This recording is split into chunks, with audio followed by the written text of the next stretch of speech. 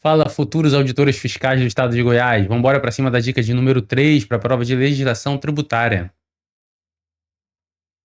Galera, hoje a gente vai trazer uma dica abordando a questão aí de uma hipótese de não incidência do fato gerador do ICMS, tá? Lá dentro do artigo 13, que trata do momento da ocorrência do fato gerador, a gente tem o parágrafo 3º, que traz aí uma hipótese de não incidência quando há aí a circulação de mercadoria entre estabelecimentos dos mesmos titulares, tá?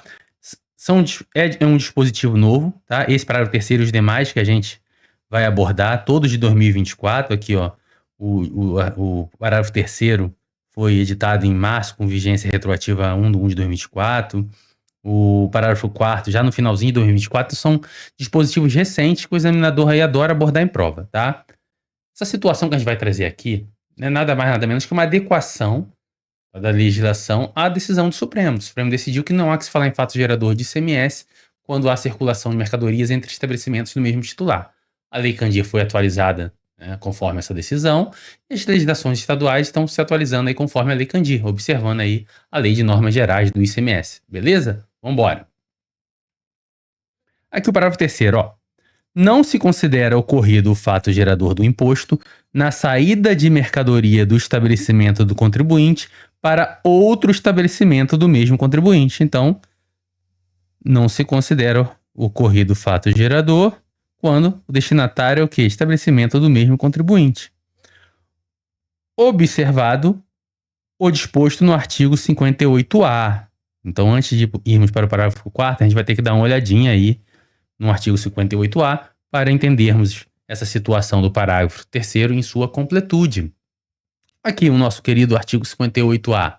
Na saída de mercadoria do estabelecimento do contribuinte para outro estabelecimento do mesmo contribuinte, o crédito correspondente às operações e prestações anteriores relativas às mercadorias transferidas deve ser transferido ao estabelecimento do destino da mercadoria. Então, aqui é uma regra geral, tá? Essa regra geral aqui vai se aplicar em operações estaduais. Por quê? Porque a gente vai ver o que fala o parágrafo 1º aí e vai ver que na questão de operações interestaduais, operações ou prestações interestaduais, é uma dinâmica diferente. Então, numa regra geral, que está na cabeça do artigo 58A, pega-se o crédito que, por exemplo, A vai remeter para B, transferir. A e B pertencem ao mesmo titular. Essa vai remeter uma mercadoria que tinha como crédito, no momento que ela entrou lá em A, R$100 de ICMS. Quando A remeter para B, não vai ter incidência de ICMS nessa saída, né, pela regra. E esse crédito que A tinha de R$100 vai ser transferido para B. Essa é a regra. Tem que ser transferido o crédito do remetente para o estabelecimento de destino. Agora vamos abordar o que, a meu ver, o que pode ser explorado em prova, ainda mais a FCC, que adora aí essa questão de cálculo, tá ok? Vamos lá no parágrafo 1º do 58A. Na hipótese de transferência interestadual, então aqui agora estamos falando de transferência interestadual, os créditos serão assegurados, observado o disposto em regulamento. Aqui, vamos ver aqui o inciso 1, o que ele fala? Pela unidade federada de destino, ou seja, ele vai falar aqui qual vai ser o valor que vai ser transferido para a unidade de destino quando a operação ou prestação é interestadual. Por transferência de crédito, limitados aos percentuais estabelecidos nos termos do inciso 4º do parágrafo 2º do artigo 155, que são esses percentuais? São as alíquotas interestaduais tratadas lá na Constituição Federal, que a gente aprende lá de 7, de 12, a depender do caso, tá? Alíquota interestadual. Então, o que vai ser transferido de crédito para unidade de destino nas operações interestadual é a aplicação da alíquota, né, essa alíquota interestadual, aplicada sobre o valor atribuído à operação de transferência realizada. Então, vai ser a alíquota interestadual sobre o valor atribuído à operação. A gente vai trazer uma situação hipotética aí, vai ficar muito claro para vocês, tá? E pela unidade federada, ou seja, vai ser mantido um crédito na unidade federada de origem. No caso da diferença positiva, ou seja, se houver diferença positiva entre os créditos pertinentes às operações e prestações anteriores, o que ele já tinha de crédito referente àquela mercadoria ou a prestação de serviço, né, interestadual, que ele já tinha de crédito anteriormente, né, da cadeia anterior, e o transferido na forma do inciso 1, ou seja, vai pegar o valor que ele tinha lá de créditos ao estabelecimento de origem, diminuir o que ele vai ser transferido para unidade de destino, conforme o inciso 1 aqui, e o que sobrar fica de crédito para a origem. A gente vai trazer uma hipótese aí, uma situação hipotética, trazendo os números, vai ficar muito claro, tá? E aqui o parágrafo 2º do 58A regula a questão da base de cálculo, que tem que ser atribuída nessas operações de transferência interestaduais. Ó, o valor atribuído à operação de transferência de que trata o inciso 1 do parágrafo 1º, ou seja, a base de cálculo a ser aplicada à alíquota para fins de transferência de crédito para unidade de destino, essa base de cálculo vai ser o quê? Valor médio da entrada da mercadoria em estoque na data de transferência. Então, se for mercadoria aí de revenda, vai se pegar, essa mercadoria está indo para outro estado, né? Vamos ver quanto de crédito que vai, porque não tem incidência, uma parte do crédito fica, outra parte vai. A base de cálculo é regulada com base em quê? No caso de mercadoria para revenda, vai pegar essa mercadoria que está em estoque, a média dos valores, né, da entrada dessa mercadoria, no estabelecimento que está remetendo, essa média de valores vai ser aí a base de cálculo, tá bom? No caso de mercadoria para revenda. Vou voltar aqui para a tela. Temos o inciso 2, o custo de mercadoria produzida, aqui a gente está falando do industrial, entendido como a soma dos custos de matéria-prima, insumos, material secundário e de acondicionamento. Isso aqui pode vir a situação em prova, né? Falando que a mercadoria industrializada transferida teve como custo para o estabelecimento remetente. Custo de matéria-prima, tanto. Insumos, tanto. Material secundário, tanto. Acondicionamento, tanto. Aí ele pode botar uma outra coisa que não entra no cálculo. Você tem que saber o que compõe esse custo para fins de apuração da base de cálculo na transferência de mercadoria industrializada. E aqui o inciso 3, no caso de mercadoria não industrializada, a soma dos gastos com insumos e material de acondicionamento. Então isso daqui é no caso de produtor, que produz aí mercadorias que não são consideradas industrializadas, tá? Então, nesse caso aqui, é meramente a soma de insumos mais material de acondicionamento. É importante ter isso memorizado, porque a FCC gosta de cobrar questões de cálculo na prova, tá bom? A FCC é uma banca que gosta de questões grandes, gosta de questões de cálculo e gosta de abordar todo o edital. Pessoal, Rafa, será que a FCC vai fazer igual a Sebrasp, vai cobrar nada de ICMS, igual a Sebrasp fez na Cefaz Rio? Eu acredito que não. A FCC gosta de varrer todo o edital, gosta também de questões de cálculos, tá? No âmbito da prova de legislação tributária, e gosta também de questões com enunciados e normas, beleza? Vamos voltar aqui para a questão. Então aqui, galera, vou citar um exemplo, tá bom? Vou citar um exemplo aqui, vou adicionar uma página para ficar claro. Digamos que um contribuinte A está aqui no estado de Goiás,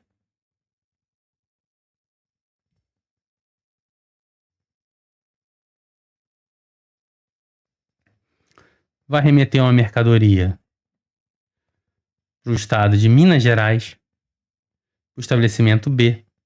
Desculpa, vou botar aqui na caneta. O estabelecimento B. Tá? E essa mercadoria, tá? A média é mercadoria para revenda, tá? A mercadoria foi adquirida. A média dos valores em estoque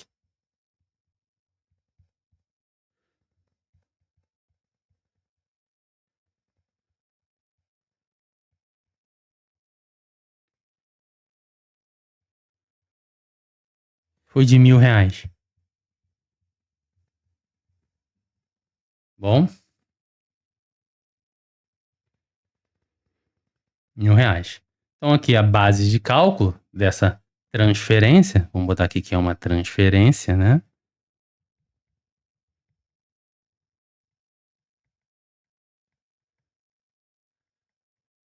A base de cálculo vai ser R$ 1.000.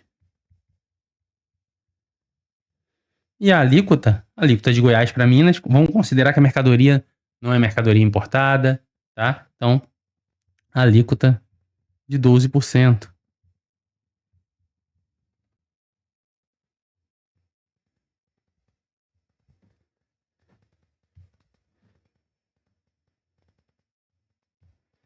que vai dar R$ 120. Digamos que se fosse uma questão, ele falando que essa mercadoria que está sendo transferida gerou na cadeia anterior um crédito de R$ 100, tá? Crédito dessa mercadoria.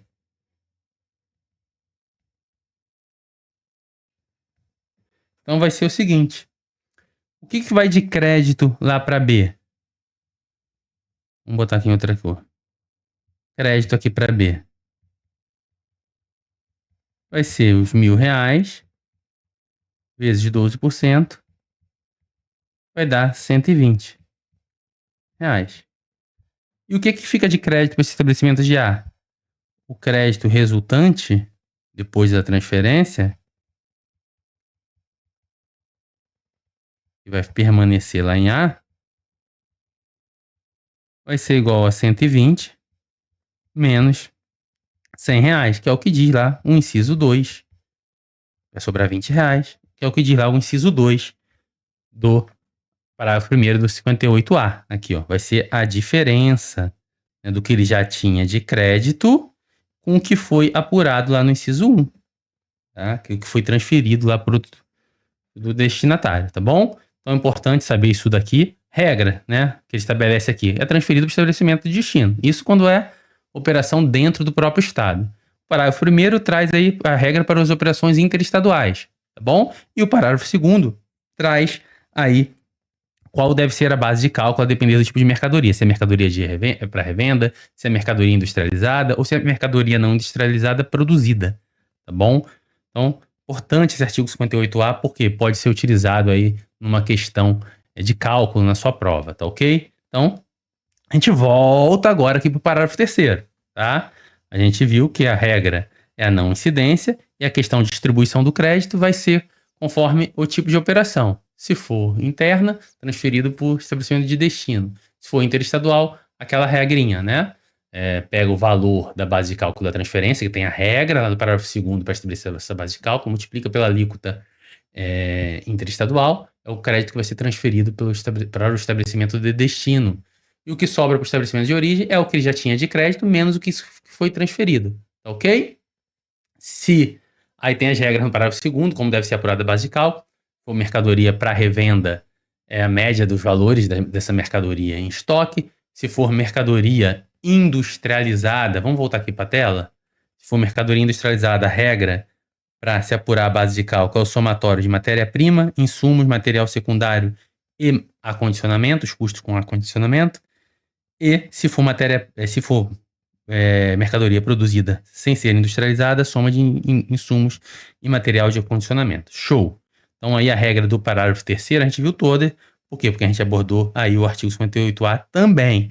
Aí vem o parágrafo 4º, que também pode ser objeto de cobrança. Ó. Alternativamente, ou seja, é uma faculdade, alternativamente, ao disposto no parágrafo 3º deste artigo, por opção do contribuinte, né, uma faculdade do contribuinte, na forma definida em regulamento. Depois a gente está abordando por enquanto só o CTE, depois a gente vai abordar mais à frente o regulamento do código, né?